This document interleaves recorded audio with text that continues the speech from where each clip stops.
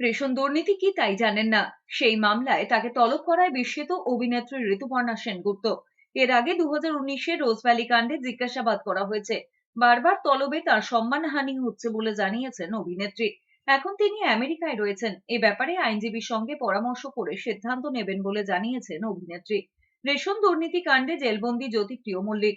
সেই জ্যোতিপ্রিয় মল্লিকের সঙ্গে তার দু একটি অনুষ্ঠানে শুভেচ্ছা বিনিময় হয়েছে মাত্র, কিন্তু তার সঙ্গে কোনো যোগাযোগ ছিল না বলে দাবি করেছেন অভিনেত্রী।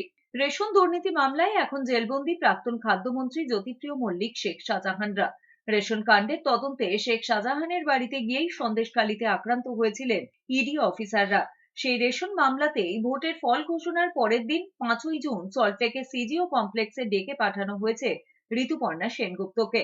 ইডি সূত্রে খবর, আর্থিক লেনদেন সংক্রান্ত তথ্য যাচাই করতেই এই তলব।